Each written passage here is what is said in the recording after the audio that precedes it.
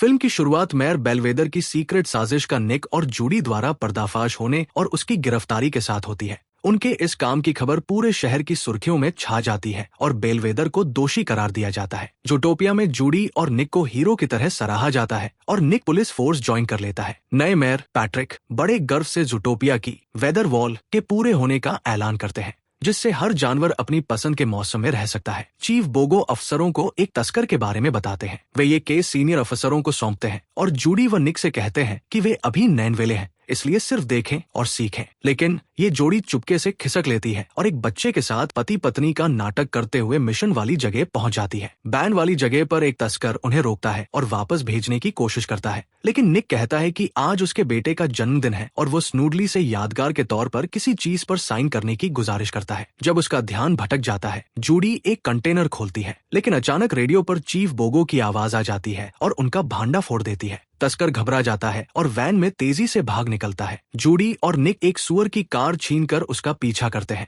जबकि बाकी पुलिस भी इस पीछा करने के काम में शामिल हो जाती है। पूरा शहर अपनी 100वीं सालगिरह के जश्न की तैयारियों में जुटा है। अफसर रास्तों पर कील वाली पट्टियां बिछाते हैं, लेकिन तस्कर खंभे से टकरा जाता है। वो तो बेहोश हो जाता है, पर वैन परेड की तरफ बढ़ती रहती है। जूडी चलती वैन में कूदती है और भीड़ से टकराने से ठीक पहले उसे रोक लेती है। वैन एक नई अनावरण की गई मूर्ति से जा टकराती है। तभी जूडी का ध्यान भागते हुए एक सांप पर जाता है और उसे जमीन पर सांप की कैंचुली का एक टुकड़ा मिलता है। बाद में जूडी एक वीडियो देखती है जिसमें कहा गया है सांप कभी जूटोपिया में रहते थे, लेकिन सदियों पहले उन पर बैन लगा दिया गया था। चीफ बोगो हुए हंगामे से बहुत गुस्से में होते हैं और जूडी व निक की क्लास लगाते हैं। वे उन्हें सांप की कैंचुली दिखाते हैं। इससे पहले कि वे सफाई दे पाते, वे पूरी टीम को डांटते हैं। वे चेतावनी देते हैं कि अगर वे अपने अगले काम में नाकाम रहे तो उन्हें अलग अलग कर दिया जाएगा। उस रात जूडी पुरानी लिंक्सली जर्नल के बारे में एक न्यूज रिपोर्ट देखती है, जो अतीत में हुए एक सांप के हमले के बाद फिर से सामने आई है। वो ध्यान देती है कि न्यूज में दिखाई गई वैन वही है जो उसने पहले देखी थी।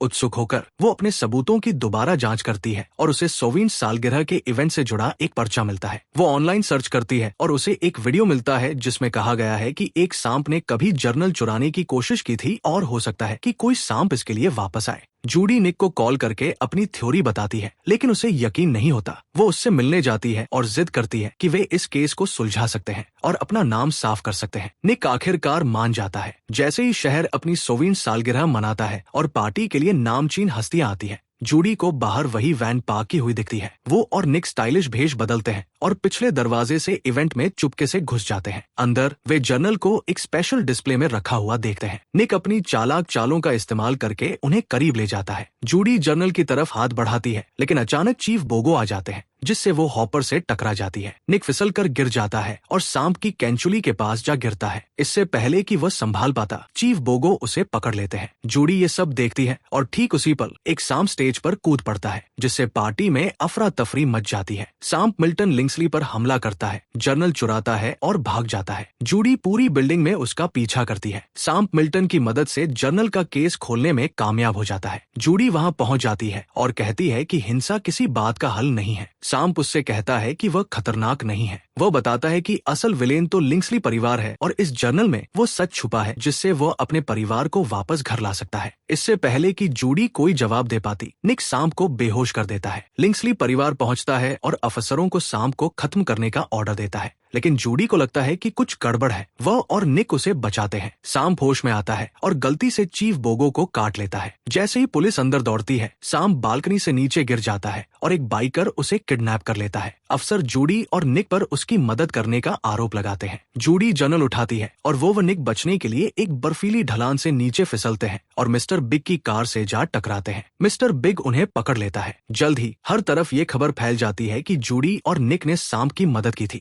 जिससे वे वांटेड क्रिमिनल बन जाते हैं। चीफ बोगो को जहर का तोड़ मिल जाता है। इस बीच मिल्टन और उसके भाई बहन मेयर पर दबाव डालते हैं कि जूडी, निक और सांप को खत्म किया जाए और जर्नल को जला दिया जाए। जब मेयर हिचकिचाता है तो वे उसे पद से हटाने की धमकी देते हैं, जिससे पुलिस उन तीनों का शिकार करने के लिए मजबूर हो जाती है। मिस्टर बिग जूडी और निक को एक गोदाम में लाता है, उन्हें नई पहचान देता है और भागने के लिए एक कार ऑफर करता है। जब जूडी लिंक्सली परिवार के झूठ के बारे में बताती है तो मिस्टर बिग उसे चेतावनी देता है कि वो उनसे दूर रहे क्योंकि वे बहुत ताकतवर हैं। लेकिन जूडी सांप की रक्षा करने और जर्नल में छिपे सच का पर्दाफाश करने के लिए ठान चुकी है। फ्रू सुझाव देती है कि वे निब्बल से मदद मांगे।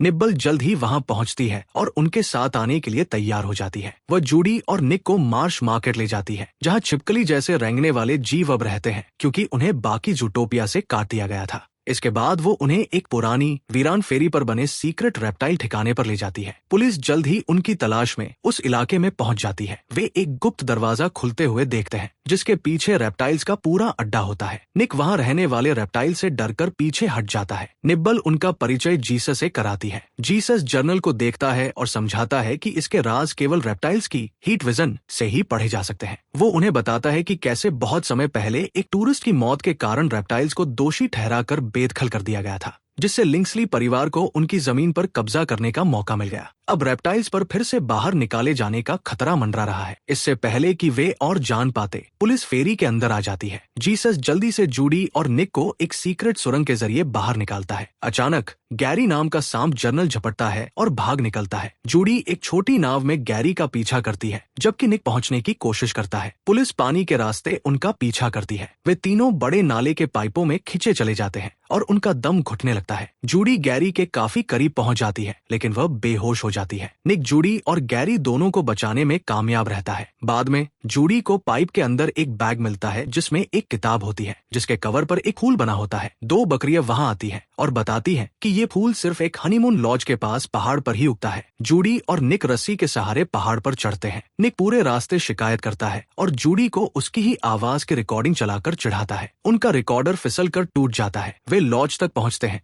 ठीक तभी पुलिस भी आ जाती है। अफसरों को टूटा हुआ रिकॉर्डर मिलता है और वे समझ जाते हैं कि जूडी और निक आसपास ही हैं। लॉज के अंदर जूडी को सांप की कैंचुली के टुकड़े मिलते हैं। निक बालकनी से गिरते गिरते बचता है और उसे चेतावनी देता है कि पुलिस करीब आ रही है। जूडी को एक पुराना अखबार मिलता है, जिसमें एबेनेजर लिंक्सली के टुंड्रा टाउन को फैलाने के प्लान का पता चलता है। उसे ये भी पता चलता है कि रेप्टाइल्स के कभी अपने इलाके हुआ करते थे। अचानक पुलिस लॉज पर हमला कर देती है और घर टूटकर बिखर जाता है। निक पकड़ा जाता है, जबकि जूडी लकड़ी के टुकड़ों पर बह जाती है। प्यूबर्ट और गैरी उसे बचा लेते हैं। पुलिस जूडी पर डांट चलाती है, लेकिन जैसे ही घर ढहता है, गैरी उसे पकड़ता है और भाग निकलता है। इस बीच वे निक से पूछताछ करते हैं, लेकिन वो मुंह खोलने से मना कर देता है, इसलिए वे उसे बंद कर देते हैं। मिल्टन पुलिस को मार्श मार्केट में फैलने का हुक्म देता है और जूडी की कथित मौत के लिए निक को सजा देने की मांग करता है। किटी सबूत के तौर पर प्यूबर्ट के बाल लेकर आती है और मिल्टन उसे ढूंढकर खत्म करने का आदेश देता है। गैरी उस जर्नल को उगल देता है जिसे उसने पहले निगल लिया था।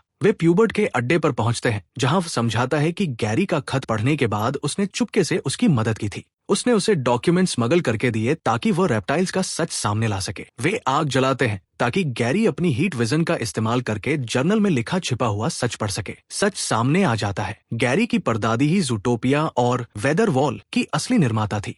उन्होंने एबेनेजर के साथ काम किया था, लेकिन उसने जर्नल में उनके नाम की जगह अपना नाम लिखकर उनका आइडिया चुरा लिया। एग्नेस की नौकरानी को ये बात पता चल गई थी और उसे जहर दे दिया गया था। एबेनेजर ने रेप्टाइल्स के बारे में अफवाहें फैलाई और उन्हें शहर से बाहर खदेड़ दिया ताकि कोई सच न जान सके। लेकिन गैरी के परिवार के पास असली पेटेंट है। गैरी को बाद में पता चलता है कि रेप्टाइल्स को कहाँ रहने पर मजबूर किया गया था। जूडी उसे एक टॉवर वाली फोटो दिखाती है और वे रेप्टाइल इलाके की बिजली वापस शुरू करने और एग्नेस का घर व असली पेटेंट खोजने का फैसला करते हैं। इस बीच मिल्टन चुपके से जूडी के फोन के जरिए उसे ट्रैक करता है। निक जेल में बैठा होता है और निब्बल से मिलता है, जो उसके लिए एक चाबी बनाती है और उसे भागने में मदद करती है। पुलिस का अलार्म बज उठता है। जब निक और निब्बल बाहर निकलने का रास्ता खोज रहे होते हैं, तो गलती से जेल के गेट खुल जाते हैं, जिससे हर कैदी आजाद हो जाता है। अफरा तफरी मच जाती है क्योंकि जानवर पुलिस की कारें चुराकर भागने लगते हैं। निक एक तेज ड्राइवर की कार में बैठता है, पर उसे एहसास होता है कि वो फ्लैश है। यहाँ तक कि बेलवेदर भी भागने में कामयाब हो जाती है। इस बीच जूडी और बाकी लोग वेदर वॉल की तरफ बढ़ते हैं। जूडी प्लान समझाती है, एक छोटे से दरवाजे के जरिए अंदर जाना, मेन स्विच खोजना और टॉवर की बिजली चालू करना। उसके बाद वे पेटेंट की तलाश करेंगे। उसी समय निक अपने दोस्त को फोन करता है और उससे जूडी को ट्रैक करने के लिए कहता है। जूडी और उसका ग्रुप वेदर वॉल पर पहुंचते ही है कि पुलिस हाथ धमकती है। वे उसके फोन के जरिए उसका पीछा कर रहे होते हैं। जूडी उन्हें रोकने के लिए तुरंत फोन फोड़ देती है। अफसरों के पीछा करने पर पूरा ग्रुप बर्निंग मैमथ फेस्टिवल के बीच से भागता है। जूडी की मुलाकात गजेल से होती है, जो उनकी मदद करती है और जेब्रा अफसरों से भिड़ जाती है। निक को पता चलता है कि जूडी वेदर वॉल के एंट्री डोर पर है। लिंक्सली परिवार को भी इसका पता चल जाता है और वे पुलिस को बेहोशी की सुई चलाकर उन्हें रोकने का हुक्म देते हैं। जैसे ही जूडी और उसका ग्रुप दरवाजे की तरफ भागते हैं, चारों तरफ सुइयां चलने लगती हैं। जूडी प्यूबर्ट को बचाने की कोशिश करती है, लेकिन अचानक निक फ्लैश की तेजी से आती कार में प्रकट होता है और उन्हें बचा लेता है। जूडी और बाकी लोग दीवार के अंदर चले जाते हैं, लेकिन निक फिलहाल बाहर ही रह जाता है। अंदर जूडी को एक दरवाजा मिलता है जो टुंड्रा टाउन के मौसम को कंट्रोल करता है। वह स्विच ऑन करती है और बर्फ में दबे टॉवर को खोजना शुरू कर देती है। आखिरकार वे उसे ढूंढ ही लेते हैं। सीसीटीवी स्क्रीन पर जूडी बाहर निक को देखती है और उसकी मदद करने के लिए तैयार होती है,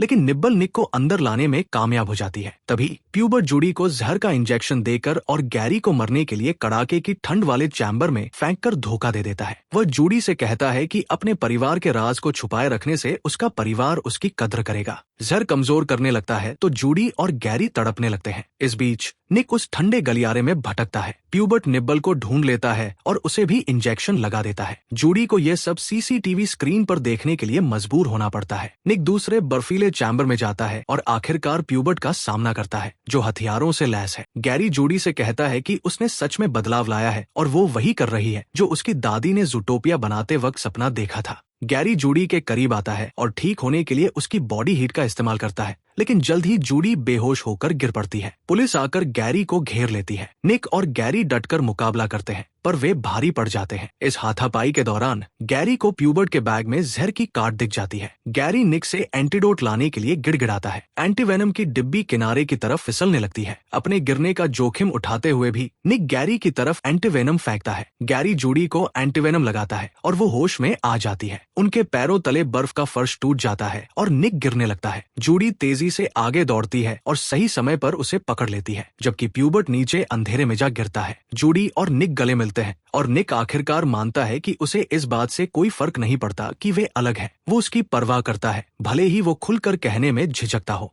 लेकिन इससे पहले कि वे इस पल को पूरा जी पाते, प्यूबर्ट स्नोमोबाइल पर फिर से आ धमकता है और पेटेंट को नष्ट करने के लिए भाग निकलता है। जूडी, निक, निब्बल और गैरी उसका पीछा करते हैं। भागते वक्त प्यूबर्ट अपने पिता को फोन करता है और चोरी हुए पेटेंट के बारे में सब बता देता है, लेकिन इससे पहले कि वह और आगे जा पाए, जूडी और निक उसे पकड़ लेते हैं। निब्बल और गैरी लिंक्सली परिवार से लड़ते हैं, जबकि जूडी और निक प्यूबर्ट को खदेड़ते हैं। ट्रक के साथ एक चालाक ट्रिक का इस्तेमाल करते हुए वे घनी झाड़ियों को पार करते हैं और उस तक पहुंच जाते हैं। जूडी प्यूबर्ट को दबोच लेती है, लेकिन वो बहुत ताकतवर है और उन दोनों पर भारी पड़ने लगता है। तभी निब्बल और गैरी मदद के लिए आ पहुंचते हैं। मेयर इस पूरे भ्रष्टाचार से तंग आकर लिंक्सली परिवार के प्लान को बंद करवा देता है। प्यूबर्ट को गिरफ्तार कर लिया जाता है। बाद में गैरी और बाकी लोग छिपे हुए रेप्टाइल टाउन जाते हैं। वहाँ छानबीन करते वक्त उन्हें गैरी की दादी का पुराना घर मिलता है। अंदर गैरी एक छोटा डिब्बा खोलता है और उसे असली ओरिजिनल पेटेंट मिल जाता है। लिंक्सली परिवार के झूठ का पर्दाफाश करने के लिए जूडी, निक,